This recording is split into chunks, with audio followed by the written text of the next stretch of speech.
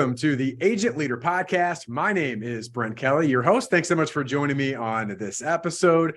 As always, the mission, the purpose of the Agent Leader Podcast is to help you, the independent insurance agency leader, to help you gain clarity, build consistency, and to make a commitment to become your best version possible.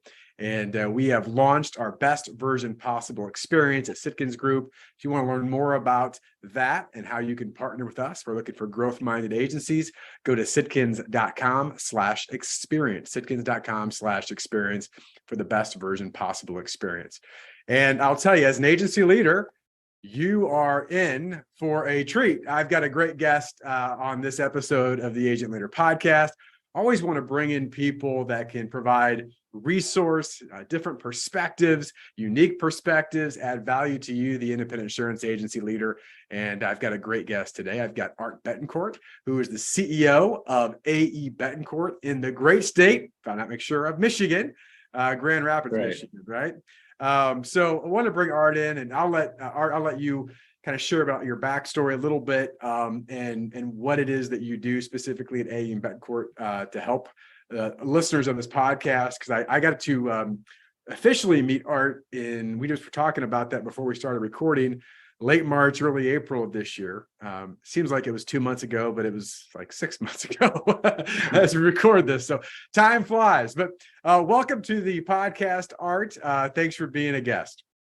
Oh, thanks, Brent. It's a pleasure being here, and I'm really honored. I mean, you guys provide such great resources to agencies and have such a great impact on them. So I'm just, like I said, honored. It's a pleasure to be here with you today.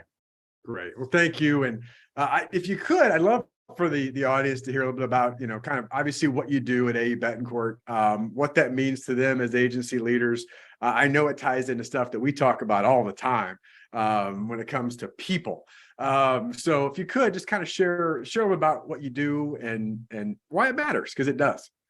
Yeah, I mean, so our focus is really to accelerate organizations by helping them find or attract, select, hire great talent for their organization. And what I'm really passionate about is the impact that employment has on value for an individual, for our communities, but ultimately for organizations as well.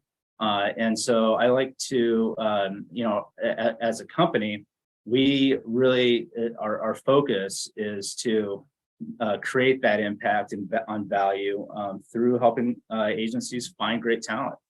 And there's a huge need for it out there. And so we're happy to be able to jump in and help out with it. Yeah, I'm just thinking now, the last 3 to 4 months, whether it's been events that we've hosted or I've been part of or attended, and you go around and talk to people in the room and agency leaders, and what's your biggest challenge? People. Finding talent. So yeah, I've got the right guy. And I know you're going to share some stuff here. And, we talk all the time, Art, on the podcast, and I do, about the number one job of an agency leader is to develop your people. Yes. And guess what? It starts by having people to develop. Absolutely. And the right people. So, I obviously, I've got a few questions that I would like to ask you. And I told you before we started, it's very much like a cup of coffee or having a cold beverage. And, I may follow up with some more questions because I'm always interested. I'm just curious in what you do and the impact you've had, and what you've seen. So I don't want to start on a negative tone, but I guess I will, because I mentioned the things that I hear as challenges of talent. But what do you see out there in talking to agencies in particular of what their biggest challenge or challenges are? And how are they dealing with some of those things? I mean, the overlying challenges are there's not enough talent. And I would say there's not enough experienced talent, really. And then secondarily, we don't have the time or resources to develop our own talent. So even if there's great people out there, we have a need right now. And so I don't have 6 months, 12 months, 2-3 years to train up a producer and build the book so that they can then be on my succession plan for my producer that's getting ready to retire, or my account manager that suddenly quit. I would love the luxury of hiring somebody and training them for 2 years to take it over, but I need somebody right now. And so, those are the two greatest challenges out there. And then there's a lot of things that are underlying that, whether that's compensation. We can't find people because of comp. We can't find people because of geography, because of work from home. And there's lots of other underlying things within that. Yeah, I think you said that really, really well. And the second part really hits me. It's a big part of what we do is we try to help agencies develop talent. But you're right. It's one of those, well, can we do it tomorrow? Like how fast is it going to happen? And that's not the way that works. You talk about, kind of being a talent gap, and there's obviously so many things out there that we hear, in the economy outside of the insurance market for sure. So this is kind of just an offset question, and I'm not trying to be funny or flippant, but like, is there truly just not enough people, enough talent, people that want? I mean, what's the real cause in the gap? Because people ask me all the time, and I don't know that I have a clear answer. What's your perspective on that? Well, I would certainly say there's not enough experienced talent. Yeah. And even non-experienced talent, it's out there, but you have to work hard to get it. Mm-hmm. And you have a couple things going against you. One, that in any industry, good talent isn't just falling into people's laps. Right. And then in our industry, in the insurance industry, there's a misperception of what this career really is. Mm. People should be beating the doors to get into this industry, beating the doors down. But there's a misperception on what the opportunity is, and they're not. So not only do you have to convince somebody to leave where they're at, you have to convince them why this is the greatest industry they've never heard of. And so it's real work to get it done.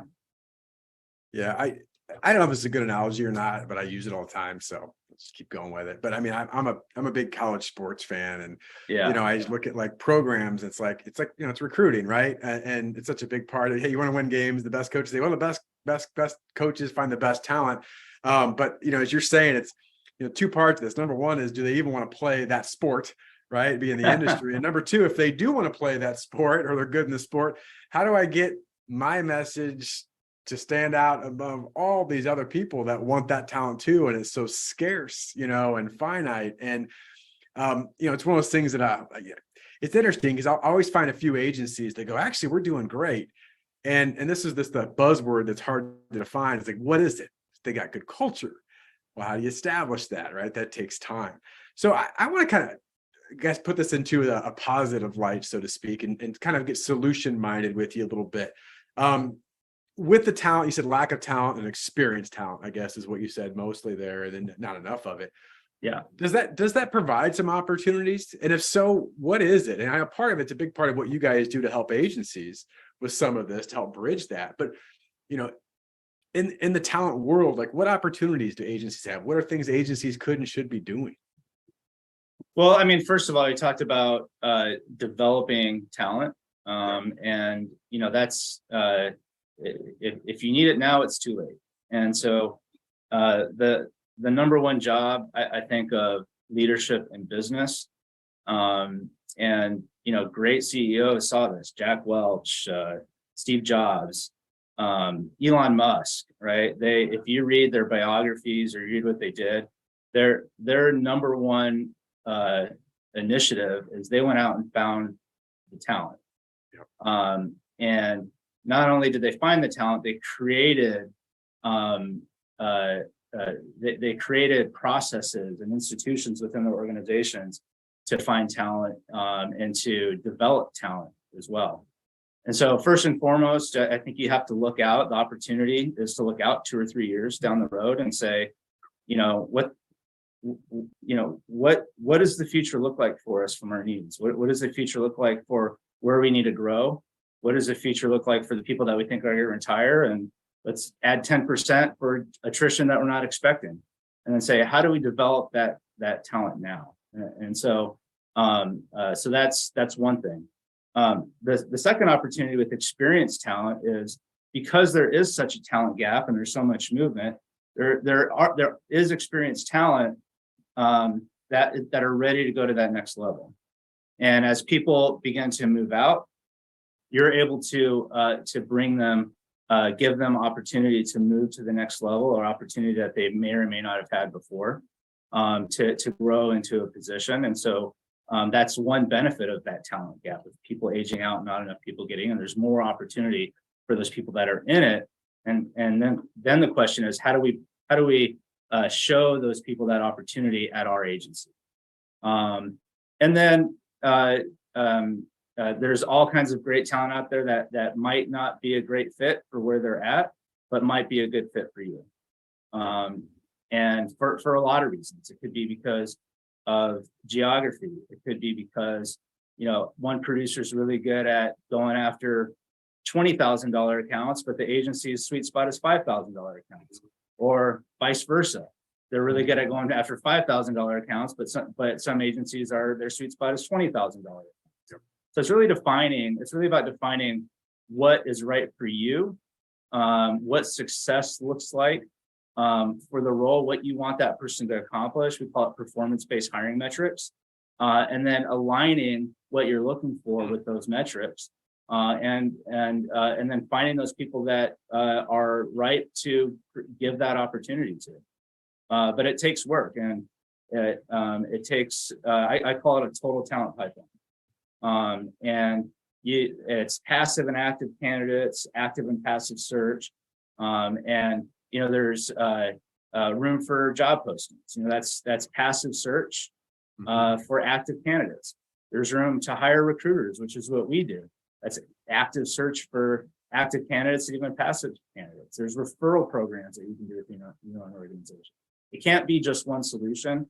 It needs to be multiple solutions that's really guided from the top of the organization down.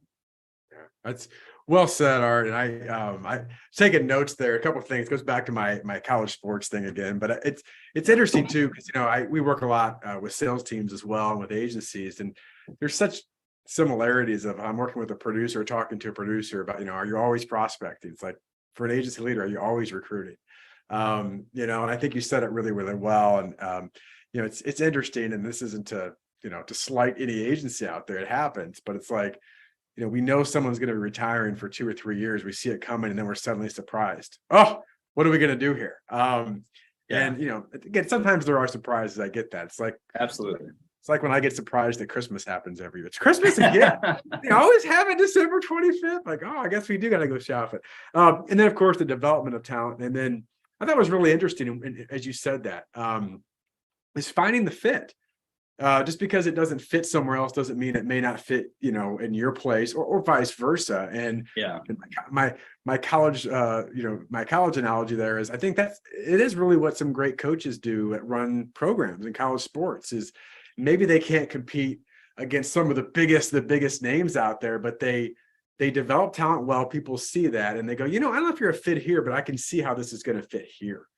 Part of our culture and what we're doing. You agree with that? Yeah, absolutely. And, actual college sports analogy comes to mind. I'm a big Notre Dame fan. And, Notre Dame has one of the top fencing programs in the country. And I think that the woman that won gold in fencing at the Olympics this year was actually the only student, college student, university student, that won a medal or won a gold medal in the Olympics. And if you think of a sport that potentially there's probably not a lot of people beating down the door to get into, it's misunderstood. It's probably fencing. Yeah. And Notre Dame, and the coaching staff there, they could sit around and go, man, this is hard. There's just not enough talent. We're all competing for the same talent. The way they've built their program is they go to the gym at Notre Dame and they look for the people that have the talent that they're looking for and the personality that they're looking for. And then they go convince them why they should be in fencing. And they build their team and train them, and they have consistently, men's and women's, the #1 fencing program in the country for college. So I think that's right on, and I love that analogy too, by the way, the college sports. Yeah, it's just well, it's easy for me because I like it. I always feel like I overuse it, but I've never heard in that sense of fencing because that takes it a step further as far as you find stuff and it's like again, I don't know fencing, but it's funny, like that's part of the advantage I think of people are like, listen, I know you don't know fencing, but I watched you do this or play this, and you could be great. You're like, Yeah, what does it teach me? And all of a sudden you find the right fits because you're seeing things differently. And when I wrote down there, already just said that is, I mean, the best agencies around this, they're creative thinkers. Outside of I always say there's two types of thinking. There's the problem thinking. We always have a problem, and there's solution thinking. Yeah, there's always problems, but what are our solutions? How do we get around this? What would be something we could do that's different, that's unique, that other agencies aren't doing that we could grasp on and own? And I love that. And I mean, one more on that. I mean, I talked to an agency a couple of weeks ago. This probably won't surprise you. And it's like when you begin to always think about people on your team, you see more people who would fit on your team. And you're at a restaurant and you've got a server who there's something about it. It's like, and they call you by your first name and they come back and they go, are you looking for you tell me you got a really good job. I don't know how this is a career. What if we can get you into an amazing career, right? And be able to coach and train around that. So I don't know if you see that sometimes in your world. Yeah, well, think of it this way: if you're a business owner, an agency owner, you're sitting there. How many cold calls do you get every day? Yeah. How many people knock on your door trying to do business to business sales to you? And sometimes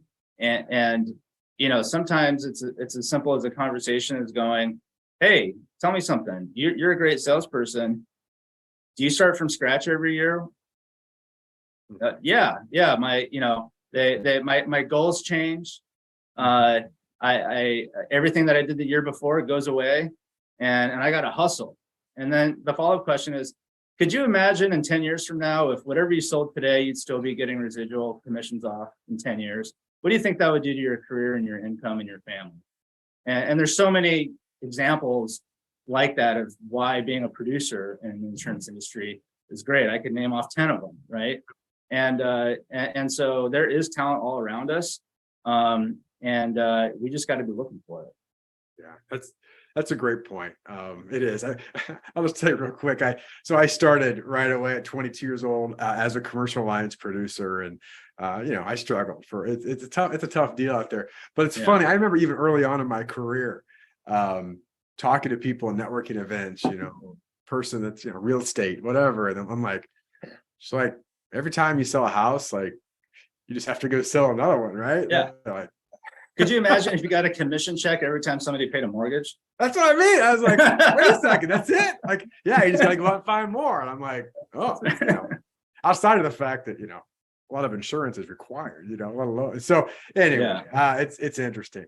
I would like, if you could, Art, I wanted to give you time because you mentioned a little bit about some of the things that you do, but if you're an agency, and again, I've got agency leaders that listen to this and people in the insurance world, and they're looking to work with someone like you, I'd love to know kind of what your perspective is. What are some things that you do for agencies and agency leaders to help them in this talent situation?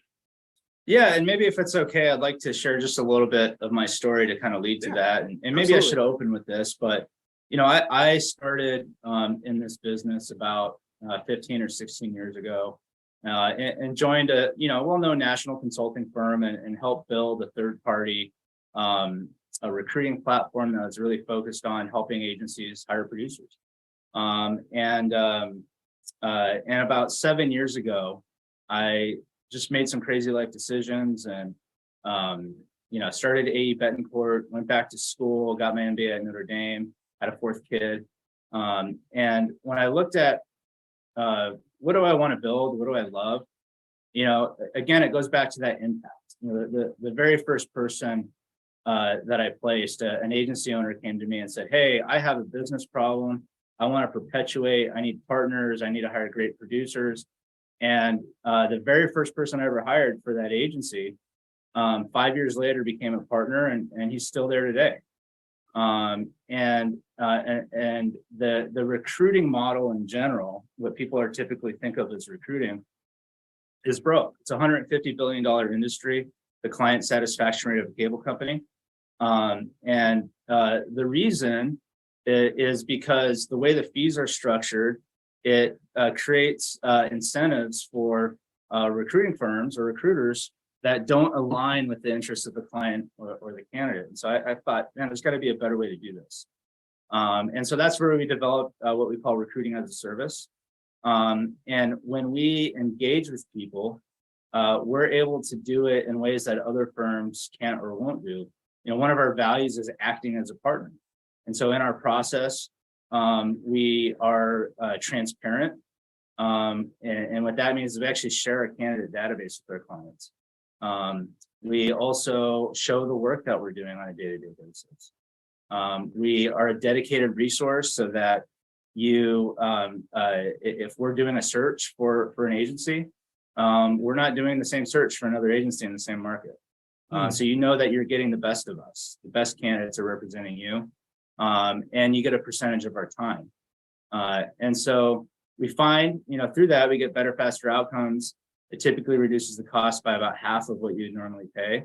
And we just do it through basically a simple hourly rate. And we've had a ton of success. This year we were named an Inc. 5000 fastest growing company in the United States. We have 32 team members now. We were awarded several awards of excellence by Inc. 5000 and the local Chamber of Commerce here. Won best and brightest companies to work for regionally and nationally the last 4 years in a row. And we've had a lot of success because of that model. And so, we have agencies, really agency partners in pretty much all 50 states, and hire for any role within an agency. Lots of producers and account managers are the biggest needs right now. And we've even grown into other markets because a lot of our partners, agency partners, refer their clients to us because we've done such a great job for them. Yeah. So, and then another thing that we do that's unique is we really go through before we actually engage in our search, we go through what we call a perfect fit model. And I won't go into the details on that now because I don't want to take up too much time. But essentially, it's based on the concept that the number one reason why companies have a problem finding and hiring people is because a simple concept that it starts at the beginning. You can't find something if you don't know what you're looking for. And most people start and end with a job description. And not a lot of people don't even get that far. But job descriptions are great internal legal documents, but not great documents for finding and hiring people. And so we develop our perfect fit process to assist us and agencies to make sure that we know where we're going to find them and that we know exactly what great talent looks like. So when we do see them, we can identify that. Fantastic. Thanks for sharing the story. Because what I love about that is, that's the realness. That's why you do what you do, right? Yeah. And I always think the best entrepreneurs started because there's a problem they want to solve. They see a problem in the world and they want to be part of the solution and fix it. And I love what you're doing there. And I'll tell you, we could talk more, but align a lot in how we interact with agencies and what we're looking for. And I love that that last part you said there. It's so true. It's like, it's really hard to find something if you don't know what you're looking for. Exactly. And I think that's a big part of just understanding that. So, all right, well, actually, before I get to my last question, what's the best way for people to connect with you or your team? Is it your website, somewhere else they could go? Yep. Yeah. So you can, our website is aebetancourt.com. And that's AEBETANCOURT. You could probably just type it into Google, and if you misspell it, it'll pop up. Yeah. You can also email me at arthur.betancourt@aebetancourt.com, or give me a call on my cell phone, 903-312-2589. You're going to have thousands of people calling you. Awesome. I love it. All right. I don't know about that, but we'll make sure we get the links and stuff in the show notes. All right. So, all right. You ready for one last question? Yeah, absolutely. Let's This go. is a personal question I asked to every guest. It's my favorite question because I think it provides a lot of great value to. I always learn something every time, so I'm selfish.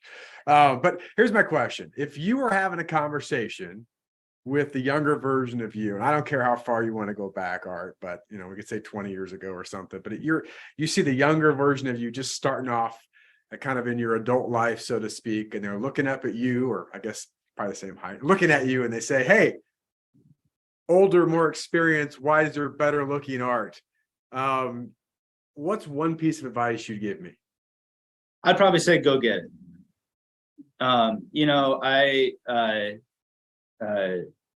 I developed a kind of a core belief of whatever I'm doing, build it like I'm building it for myself.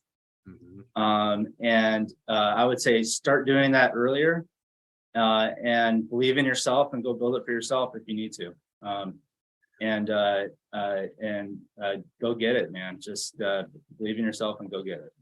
I love it. Hey, simple but effective. And I will say, I don't want to comment on your one thing too much, but it is interesting how much for a lot of people, including myself, and many times the fear, the doubt, lack of confidence, whatever you want to call it, can hold us back from doing the things that we're destined to go do.